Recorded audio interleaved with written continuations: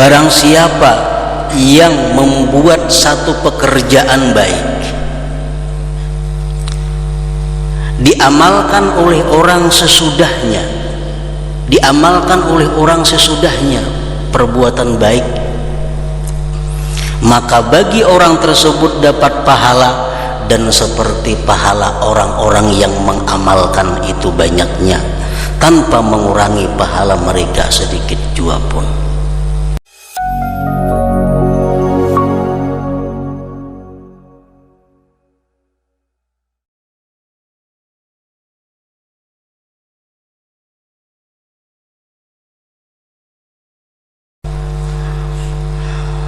Jadi kalam ada 3 macam kalam. Ada kalam yang berada di tangan kita, kalam yang di alam mulki wa syahadah ngarannya.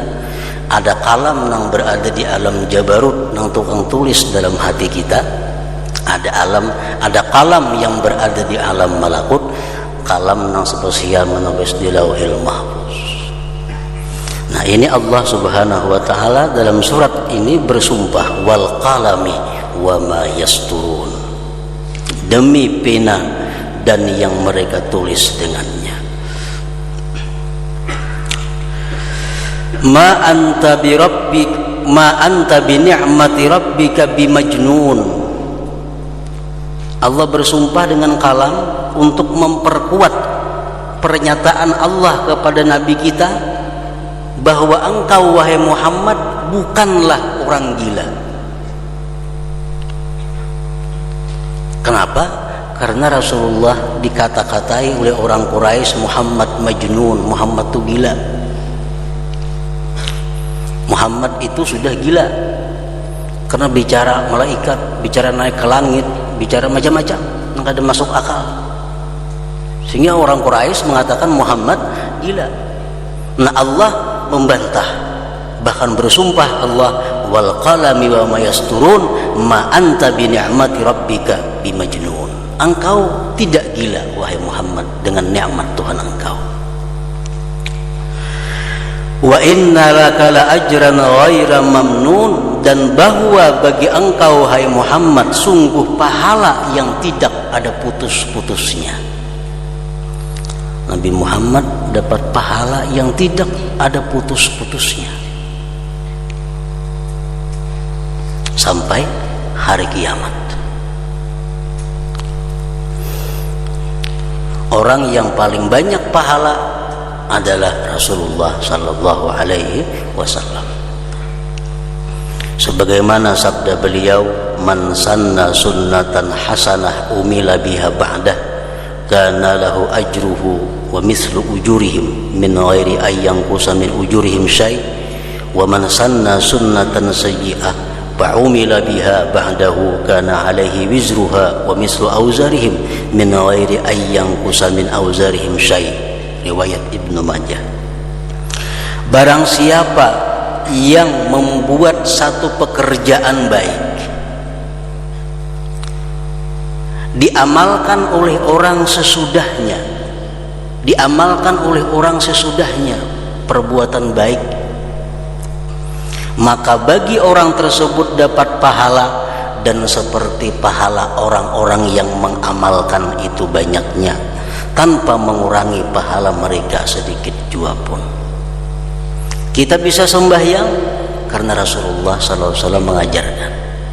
Setiap kita sembahyang, Rasulullah dapat pahala. Setiap kali kita bersedekah, Rasulullah dapat pahala. Setiap kali kita silaturahmi, Rasulullah dapat pahala. Setiap kali kita menuntut ilmu, Rasulullah dapat pahala. Berapa juta miliar manusia menuntut ilmu, membaca Al-Quran, nah, semuaan pahala tuyukannya kepada Rasulullah sallallahu alaihi wasallam. Ada putus-putusnya. Nah, demikian pula halnya orang-orang yang membuat satu perbuatan jahat, maka diamalkan, diikuti oleh orang-orang sesudahnya.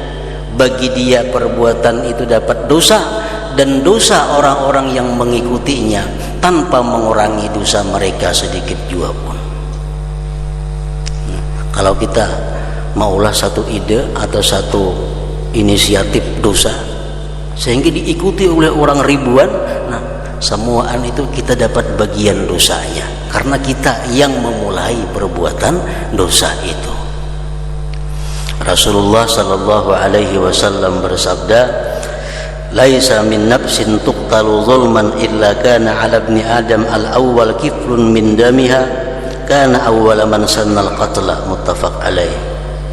Tidak ada satu diri yang terbunuh secara zalim melainkan bagi anak Adam yang pertama itu dapat bagian dosanya karena dia awal orang yang melakukan pembunuhan. Qabil. Berapa banyak orang membunuh? Qabil dapat bagian dosanya. 1000 sekali mati manusia dibunuhi. Nah, Qabil dapat dosanya karena dialah orang yang pertama melakukan pembunuhan secara zalim kepada manusia. Nah, oleh karena itu Allah Subhanahu wa taala berfirman tadi mengkhitab kepada nabi kita, wa innalaka la ajran ghaira mamnun, sesungguhnya bagi engkau itu hai Muhammad sungguh mendapatkan pahala yang tidak ada putus-putusnya. Para muhibbin rahimakumullah. Kemudian sambungan ayat lagi, wa innaka la'ala khuluqin azim, sesungguhnya engkau wahai Muhammad atas budi pekerti yang agung. Rasulullah mendapat pujian yang sangat besar dari Allah Subhanahu wa taala dengan pujian wa innaka la'ala khuluqin azim, sesungguhnya engkau wahai Muhammad atas budi pekerti yang agung. Rasulullah sallallahu alaihi wasallam bersabda, "Addabani Rabbi ta'diban hasana idz qala khudhil afwa wa'mur bil 'urfi wa'rid 'anil jahilin." Falamma qabiltu dzalik minhu qala wa innaka la'ala khuluqin azim. Ujar Nabi kita, Allah Subhanahu wa taala mendidik aku dengan pendidikan yang baik. Ketika Allah berfirman, ambillah wahai Muhammad kemaafan. Padahal orang gila, maafi. Padahal orang penyihir, maafi. Padahal orang kada adil, maafi. Wa'mur bil 'urfi, dan suruh mereka berbuat kebaikan. Wa'rid 'anil jahilin, dan berpalinglah daripada orang-orang yang jahil. Manakala aku mampu melaksanakan itu, kata Rasulullah, maka Allah pun berfirman, wa innaka la'ala khuluqin azim, sesungguhnya engkau hai Muhammad atas budi pekerti yang agung. Jadi Rasulullah SAW kada pernah membela diri atas tuduhan-tuduhan yang dilemparkan oleh orang-orang kafir kepada beliau. Dikatakan gila, beliau kadang membalas dengan perkataan seperti itu. Dikatakan bahwa beliau itu tukang sihir, beliau pun kadang membalas perkataan seperti itu. Bahkan beliau memaafkan dan menyuruh orang tersebut untuk berbuat kebaikan, dan beliau berpaling daripada orang-orang yang jahil itu. Nah, itu contoh pedoman bagi umat beliau sallallahu alaihi wasallam.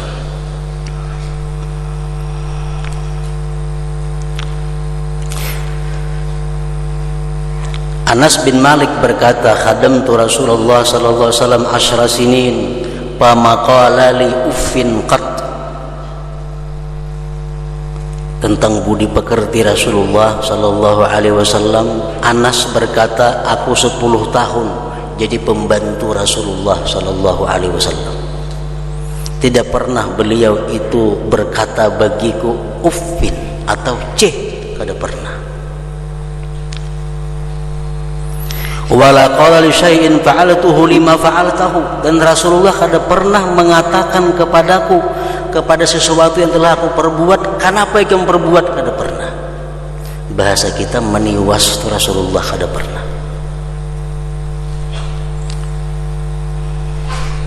Itu menunjukkan kedalaman ma'rifat beliau kepada Allah Subhanahu wa ta'ala.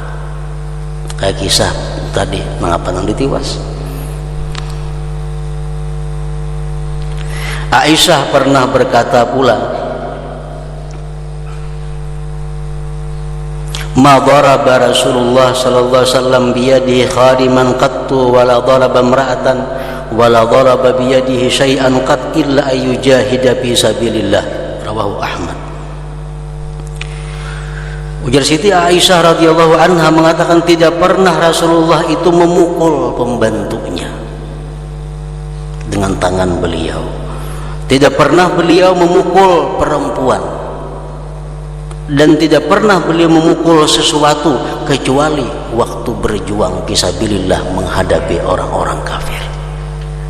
Itu bagian daripada akhlak dan budi pekerti Rasulullah sallallahu alaihi wasallam yang mendapat pujian daripada Allah Subhanahu wa taala.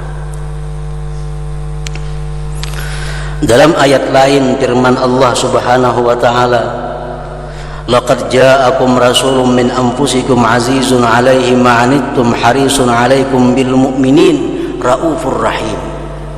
Bagian dari akhlak. Telah datang kepada kamu wahai manusia seorang rasul dari bangsa kamu. Azizun 'alaihi ma 'anittum. Rasulullah itu sulit, sedih kalau umatnya dalam keadaan sulit. Nah, ini menunjukkan budi pekerti yang agung. Rasulullah paling sedih kalau umatnya sedih. Azizun 'alaihi ma 'anittum harisun 'alaikum, dan Rasulullah sangat ingin atas kalian itu masuk surga semuanya, terhindar daripada api neraka.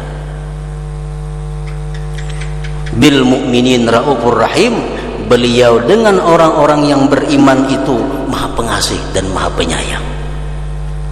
Nah, itulah ayat merupakan pujian kepada Rasulullah sallallahu alaihi wasallam.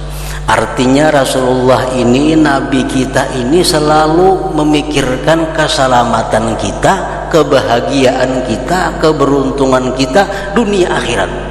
Dan lebih besar perhatian beliau kepada kita daripada orang tua kita sendiri. Lebih besar sayang beliau kepada kita daripada sayangnya orang tua kita sendiri. Setiap orang yang mengenali tentang perilaku Rasulullah sallallahu alaihi wasallam, setiap orang yang mengetahui tentang bagaimana lembutnya akhlak beliau, kebaikan beliau, kemurahan beliau, pasti orang tersebut akan cinta kepada Rasulullah sallallahu alaihi wasallam. Dan ini adalah tujuannya. Allah mengagung-agungkan Rasulullah, Allah memuji Rasulullah. Tujuannya apa? Agar umatnya ini bisa cinta dengan sebenarnya kepada Rasulullah sallallahu alaihi wasallam.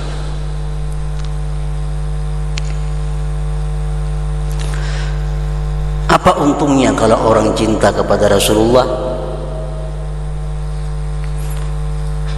Dan apa hasilnya? Apa buahnya kalau orang itu cinta kepada Rasulullah?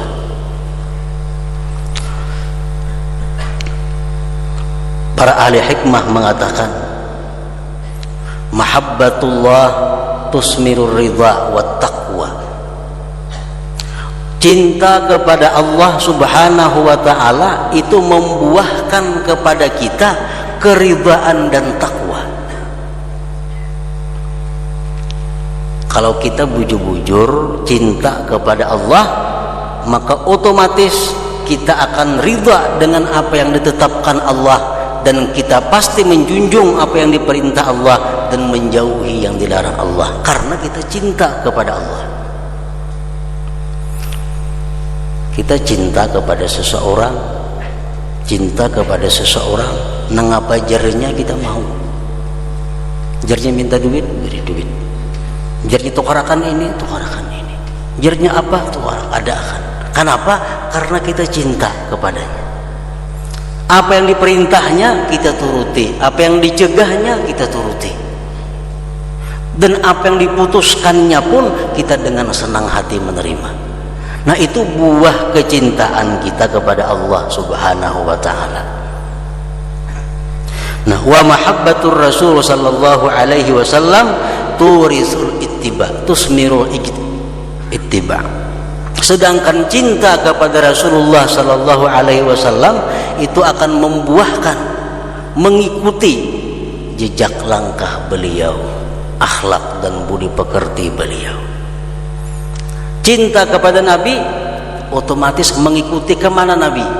Nabi ke hulu, umpat ke hulu. Nabi ke hilir, umpat ke hilir. Nabi ke seberang, umpat ke seberang. Kenapa? Karena kita cinta kepada Nabi. Nah, cinta kepada Rasulullah sallallahu alaihi wasallam itu membuahkan mengikuti jejak langkah beliau.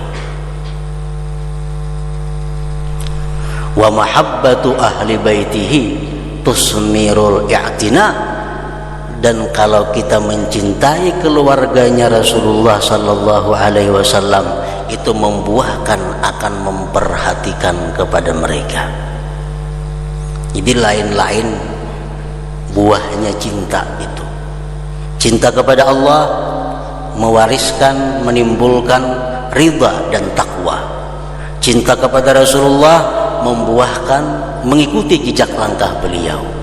Cinta kepada keluarga beliau akan membuahkan perhatian kepada mereka. Perhatian kepada mereka. Adakah yang susah di antara mereka? Adakah yang tersalah di antara mereka? Adakah yang tersesat di antara mereka? Diperhatikan.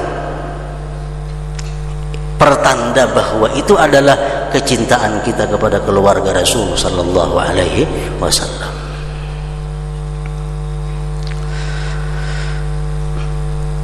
Wa mahabbatul ahli wal aulad turisul yuqayah an-nari laza, sedangkan kecintaan seseorang kepada anak istrinya itu membuahkan, menghasilkan, memelihara mereka daripada api neraka. Seseorang laki-laki yang mencintai anak istrinya adalah seorang laki-laki yang menjaga mereka jangan sampai masuk api neraka. Mencintai anak bukan menuruti apa kemauan anak, itu bukan mencintai anak. Itu mencintai Allah macam itu. Kalau mencintai Allah, turuti apa yang dikehendaki Allah, turuti apa yang diperintah itu Allah Ta'ala. Tapi kalau kita mencintai anak, jangan menuruti kemauan mereka. Itu bukan tanda cinta. Tanda cinta kepada anak istri adalah memelihara mereka agar mereka selamat daripada api neraka. Mahabbatul ahli wal aulad tusmirul yuqayah an-nari laza. Kecintaan kita kepada keluarga itu membuahkan menjaga mereka jangan sampai mereka masuk ke dalam api neraka laza.